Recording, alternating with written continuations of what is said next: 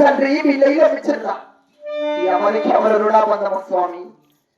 ఏమి గతి ఎదురైందా స్వామి అయ్యో దైవమా ఏమి గతి ఏమి చేతురా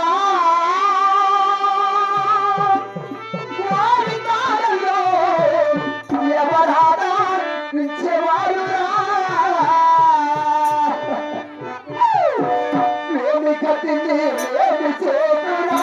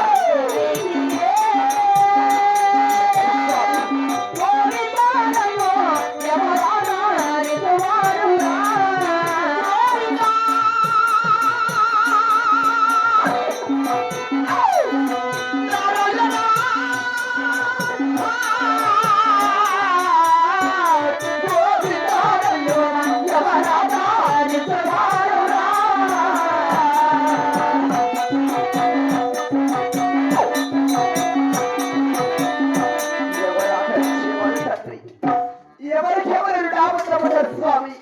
అయ్యో దైవమా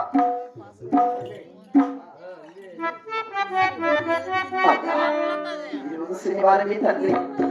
అల్లడాట మా తల్లి గారికి మాటించాలి అమ్మా చరణి వారం శనివారం నుంచి ఒక్క పొద్దున వెళ్ళి కానీ మలచడం అని చెప్పాను నేను దీపారాధన చేసుకున్నాకైనా ఓటితో కోరత్తని ఎక్కడ రాలేదు గోవిందా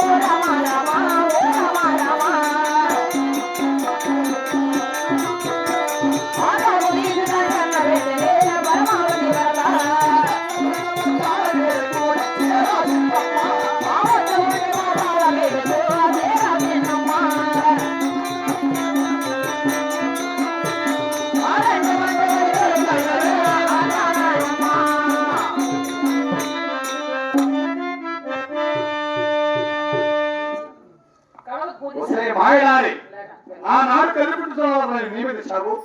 ఈ కదుపుడు కావలసి ఉక్కు వీచాము 33 జీవితాలు 66 మంది కూలి వాళ్ళు నా 8 కుమారులను రామతు కూడా చేతులు వెళ్ళారు తెల్లారిపోతుంది ఉడికే బాణ కాళ్ళే బాణుకొని వెళ్ళవే అయ్యా రామస్వామి గారిగా ఈ మధ్య కాలే పాట ఉడికి పడ్డమని ఇక్కడ ఆ సిరుసు అయిన కాల్చాలి ఆ ఒక్క సిరుసు పైకి ఈ మధ్య పాడవ కిందికి చారడు చుట్టుకుంటా ఇవ్వలేవా తల్లి నీకు చుట్టుకుని పట్టగలకి నీ ఎప్పుడైనా మన కట్టలు కట్టలు నంగిలి పెట్టాను మాయలాడి ఈ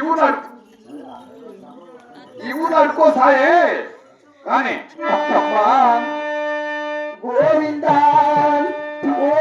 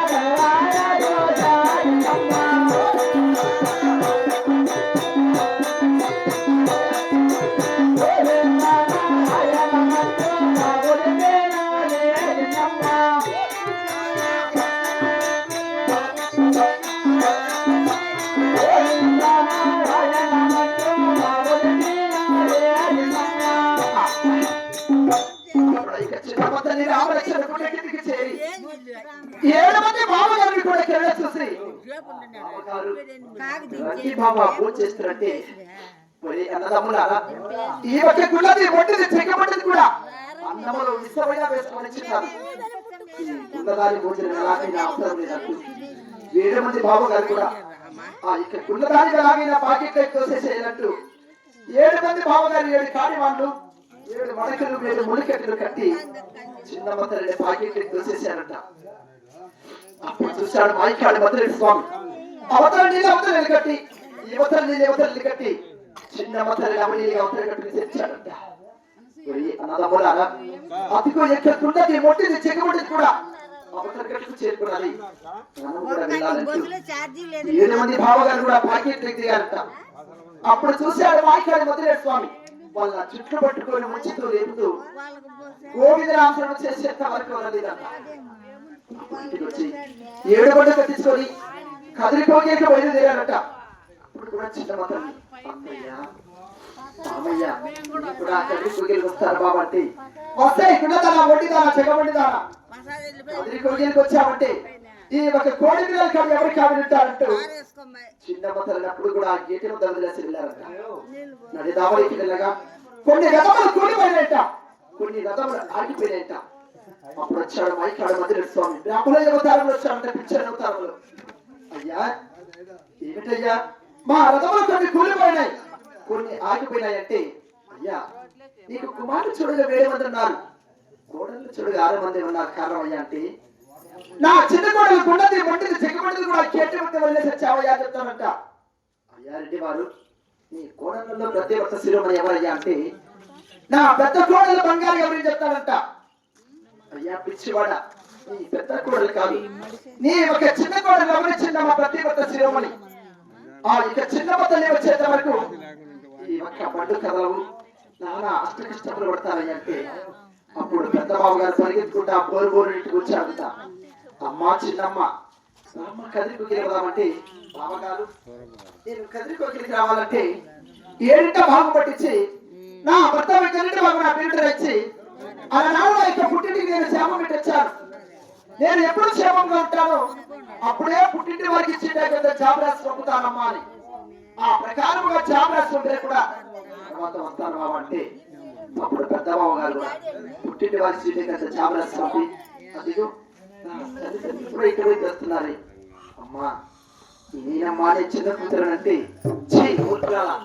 ఎవరమ్మా నీకు దయ్యానివా భూతానివా పిశాచివా శుభమాన నా కూతురు దగ్గరికి వెళ్తుంటే దాని కట్ట వస్తున్నావా తల్లి అంటూ నా తల్లిదండ్రులే నన్ను కనుగొని లేక నా పిచ్చగా చేసి వెళ్ళారు అమ్మా కనుగొని లేకున్నా అమ్మా కనుగొనాలేరా తల్లి తల్లులు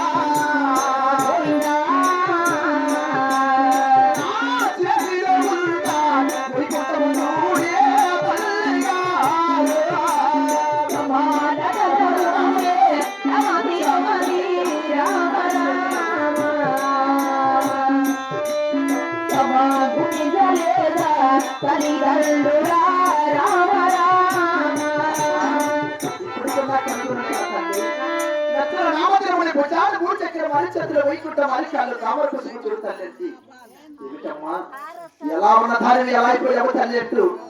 చిన్న బట్టలని పాకేటి దిశను వెళ్ళి కుడివైపు ఒళ్ళంతా శుద్ధి చేసి మట్టి విధులు తయారు చేసి ఎడమ వైపు భాగం ఒళ్ళంతా శుద్ధి చేసి మట్టితో మాని విధులు తయారు చేసి అప్పుడు చిన్నమ్మ తల్లి అడుగుతుంది, ఇక్కడ గోపిక లేదమ్మా, వైకుంఠ ప్రాంతానికి కూడా చేరుకుంటానంటూ ఆ యొక్క కదిరి కోగిల్లో కూడా అత్త మామగారిని తోడుకోవడాన్ని కూడా గండ్రంగా కోతులు అయిపోదురుగా కానీ శాపం పెట్టి అప్పుడు ఆ యొక్క చిన్నమ్మ తల్లి కూడా చిలకలు ఉన్నదమ్మ ఇలా కదిరి కోగిలు పుట్టి పెద్దలాగా అవురా ఓటముంది ఓటముందమ్మా